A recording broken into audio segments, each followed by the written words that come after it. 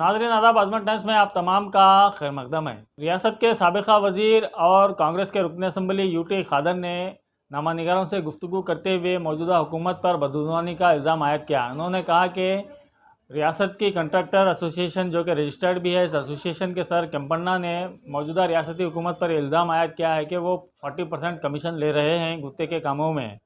इन्होंने कहा कि इस सिलसिले में ज़बरदस्त एहतजाज भी किया जा रहा है और दबाव भी डाला जा रहा है, लेकिन मरकज़ की जानिब से कोई भी रिस्पांस नहीं मिल रहा है। मरकज़ी हुकूमत रियासती हुकूमत को कोई हिदायत नहीं दे रही है, जिससे अंदाज़ा लगाया जा सकता है कि इस भ्रष्टाचार में, इस रिश्वत सतानी में न सिर्फ रियासती हुकूमत बल्कि मरकज़ी हुकूमत भी शामिल है। लिहाजा ऐसी बेहिस बेहया हुकूमतों को चाहिए कि वो फ़ौरन हुकूमत को डिज़ोल्व करे। राज्य बीजेपी सरकार उनका जनविरोध नीति और भ्रष्टाचार अभी सभी आमोद को मालूम पड़ा। बीजेपी गवर्नमेंट का डाउनफॉल प्रारंभ हुआ है। संतोष पाटिल का सुसाइड केस ये एक उदाहरण है। अभी कर्नाटक स्टेट का बहुत कॉन्ट्रैक्टर्स, ऑफिसर्स और छोटे छोटे बिजनेस वाले और कोई रियल एस्टेट वाले भी सभी एक गवर्नमेंट का भ्रष्टाचार में अभी क्या बोलते हैं तकलीफ में फंस गए। वो मेंटल टेंशन उनको कंट्रोल नहीं कर सकता हो, सुसाइड किया। ऐसी मेंटल टेंशन बहुत आदमी को है सोसाइटी में। इनको सब एक अभी मुक्ति देने का जवाबदार सरकार का है, बट गवर्नमेंट वो कुछ नहीं अभी तक नहीं करता है। क्योंकि 4 मंथ्स और 6 मंथ पहले कॉन्ट्रैक्ट एसोसिएशन का प्रेसिडेंट पापन एंड टीम ऑफिशियल ये ऑल इंडिया में पहली बार ऐसी एक authorised contract association prime minister को और राज्यपाल को लेटर लिखता। फर्स्ट टाइम 40% का हमका भ्रष्टाचार है, हमको प्रॉब्लम है, काम नहीं कर सकते, क्या काम किया उनको बिल नहीं देती, सब प्रॉब्लम में है। पहली बार प्राइम मिनिस्टर को लिख को 6 महीने हुआ, मगर एक भी लेटर प्राइम मिनिस्टर ऑफिस से स्टेट गवर्नमेंट के लिए मुझे ऐसे ऐसे कॉन्ट्रैक्ट एसोसिएशन का एक लेटर मिला है रिप्रेजेंटेशन में, उनके इंक्वायरी करो और प्रॉब्लम सॉल्व करो। एक लेटर उधर से नहीं, इधर तक नहीं आया। ये क्या संदेश है? क्योंकि राज्य सरकार का भ्रष्टाचार के लिए केंद्र के बीजेपी सपोर्ट है, उनका बैक सपोर्ट है। नहीं तो अभी तक वो इनक्वायरी कर सकते हैं ना। अभी संतोष पाटिल का सुसाइड केस के भी बाद एफआईआर में मिनिस्टर, चीफ मिनिस्टर को, सॉरी कंसर्न मिनिस्टर को, ईश्वरप्पा जी को है नाम आया। वो डेथ नोट में भाई क्लियर कट बोल दिया। डेथ नोट से पहले वो लेटर भी लिख लिया प्राइम मिनिस्टर के लिए, दिल्ली को भी गया और वो भी बोला क्या हमारा प्रॉब्लम आप नहीं सॉल्व करेंगे तो मेरा कोई ऑप्शन नहीं है, मैं सुसाइड करना है। उनका बाद वो सुसाइड भी किया। बाद में उनको रिजिग्नेशन देने के लिए 2 दिन हुआ। बीजेपी उनका सब हाईकमांड स्ट्रांग और भ्रष्टाचार के खिलाफ है, तो उनको 2 घंटे में सैक करना था, dismiss from the government. Chief minister भी करना था, पार्टी हाईकमांड भी करना था, वो भी कुछ नहीं किया। ये सिर्फ आरडीपीआर का मिनिस्टर ईश्वरप्पा का एक ही प्रॉब्लम नहीं, एंटायर बीजेपी का ये प्रॉब्लम है। स्टेट गवर्नमेंट और सेंट्रल गवर्नमेंट का प्रॉब्लम। क्या प्राइम मिनिस्टर बोला नहीं खाने नहीं खाऊंगा खाने दूंगा, ये डायलॉग अभी सब झूठ है, इसमें भी सबको मालूम पड़ा। इसीलिए बीजेपी का डाउनफॉल इधर से प्रारंभ होता है। बीजेपी उनका पॉलिटिकल गेन के लिए क्या भी कर सकता, ये हम हिस्ट्री में, इतिहास में हम देखते हैं। वो रथ यात्रा के स्टार्ट से सभी हंत हंत में क्या क्या करता है, सोसाइटी को डिवाइड करना, उनका वैफल्य के अटेंशन डाइवर्ट करने के लिए और पॉलिटिकल गेन करने के लिए क्या लेवल के भी वो नीचे जा सकते हैं। इसीलिए हम सब बहुत क्या बोलते हैं समझ के सभी इंसिडेंट को देखना, इमोशन सब रिएक्ट नहीं होना। वो बीजेपी को हमारा क्या ये तो ट्रैप करने के लिए ट्रैप डालता है, वो ट्रैप में कोई फंसाना। उनका क्या एजेंडा है, कोई इशू लगे आगे डालो, ट्रैप करो, ट्रैप में बाद में गलत करके माइनॉरिटी को नाम डालो, बाद में सोसाइटी को पोलराइजेशन करने के लिए प्रयत्न वो कर रहा है। वो अभी 1 महीने से बहुत किया, मगर क्या है, उनका प्लान सक्सेस नहीं हुआ।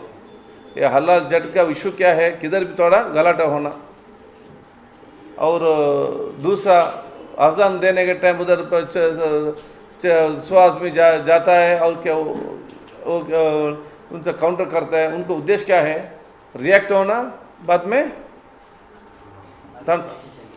होना। अभी आजान से गवर्नमेंट से सभी मस्जिद के लेटर भेजता है, बाद में उधर पुलिस जाके चेक करता है। क्यों चेक करता है पुलिस? क्योंकि हमारा यंगस्टर्स रिएक्ट करो, क्यों इधर आया थोड़ा, और बाद में वो बदनाम डालने के लिए। सो उनका सभी प्लान अभी तक हमारा सब लोग का एक जो क्या बोलते हैं उनको, मैच्योर थिंकिंग पर उनका प्लान में सक्सेस नहीं हुआ। सभी बहुत शांत रीति से उनका क्या एलिगेशन आएंगे तो क्या क्या वो बोलेंगे तो कितना, कोई उनका रिएक्ट नहीं किया। कम्युनिटी का कोई रिएक्ट, सभी लोग एक साथ थे। अभी 95% हिंदूज, मुस्लिम्स, क्रिश्चियंस सभी एक साथ थे। ये 5% का क्या ये प्रयत्न कर रहा है, उनमें कभी अभी तक फेल है। अभी ज़्यादा से ज़्यादा कर सकता है, क्योंकि इलेक्शन अभी आ रहा है। बीजेपी का विनिंग स्ट्रैटेजी है कि वो पोलराइजेशन करने का एक ही एजेंडा को विन होता है। इनका क्या प्लान है, पोलराइजेशन के प्लान है, उनका हम विफल करना हमारा रेस्पॉन्सिबिलिटी। हम किधर भी पोलराइजेशन का हमारा बात नहीं होना, किधर भी पोलराइजेशन का हमारा एक्ट नहीं होना।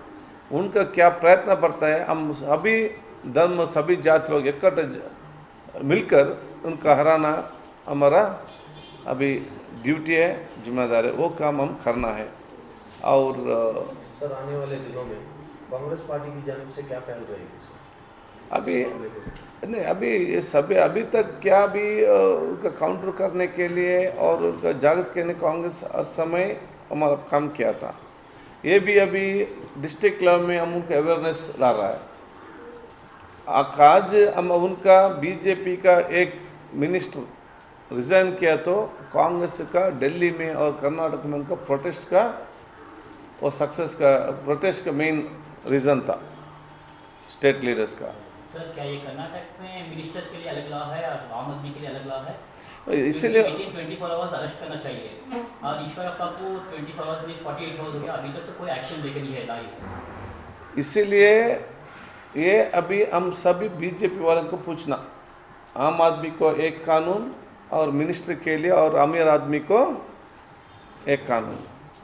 आम आदमी है तो अभी उनको अंदर डालकर उनको फैमिली मेम्बर्स कौन है उनको भी ऐसा करके उनको तकलीफ देता था। अभी वो प्रिवेंशन, करप्शन और प्रिवेंशन एक्ट में भी ये केस नहीं डाला।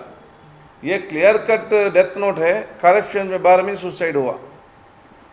केस क्या है, प्रिवेंशन करप्शन एक्ट में उनका केस नहीं अभी तक नहीं डाला है। ये बीजेपी का उनको फेवर करने का गवर्नमेंट का सभी साक्ष्य आधार है।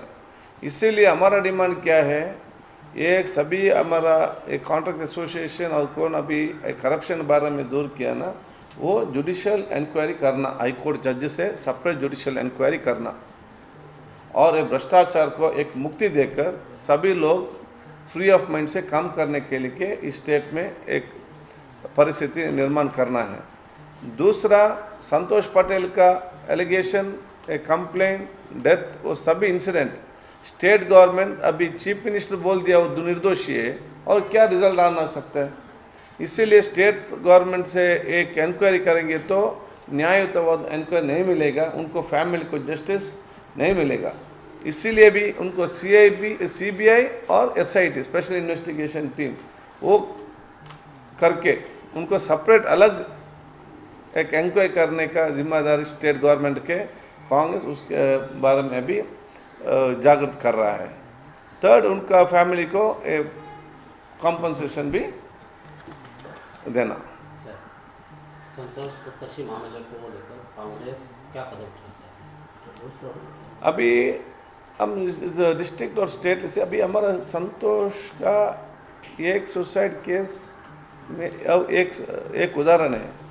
एंटायर स्टेट का भी कांग्रेस लेता है, ये एक स्पेसिफिक सब्जेक्ट है, मगर कांग्रेस ये स्पेसिफिक सब्जेक्ट वाइज के साथ एंटायर स्टेट का करप्शन इशू, गवर्नमेंट का एंटी पीपल इश्यूज, गवर्नमेंट का हेट्रेड पॉलिटिक्स, ये सभी तारतम्य का पॉलिटिक्स, वो सब में कांग्रेस अभी जन जागृत कर रहा है। सर क्या रेजिग्नेशन से हल हो जाएगा इस मामले को? नहीं, रेजिग्नेशन अभी फुल रेजिग्नेशन से सिर्फ उनका प्रॉब्लम अभी टेम्पररी उनका इशू सॉल्व किया, किसका वो मिनिस्टर का, क्योंकि वो फ्री हैंड से इंक्वायरी करना, इसीलिए रेजिग्नेशन क्यों पूछते हैं, पॉलिटिकल का डिमांड रिक्वेस्ट नहीं है। एक मिनिस्टर का डिपार्टमेंट एलिगेशन आया और उधर एक डेथ हुआ, उनका वो एफआईआर हुआ, वो सीट में बैठ कर वो क्या इंक्वायरी कर सकते हैं, कौन ऑफिस उनके साथ जो है वो क्या डिटेल्स हमको मिल सकती इंक्वायरी की, इसीलिए फ्री एंड फेयर इन्वेस्टिगेशन होना, इसीलिए वो सेपरेट रेजिग्नेशन देना, ये स्मॉल इशू। मेजर इशू अभी ट्रांसपेरेंट और निष्पक्षपात तनिखा होना है। तो कांग्रेस से अरेस्ट की मांग है? कांग्रेस के अरेस्ट की मांग है, प्रिवेंशन ऑफ करप्शन एक्ट पर केस डालना, आम आदमी को एक कानून और मिनिस्ट्री को और बीजेपी वाला के एक कानून, वो नहीं चलेगा।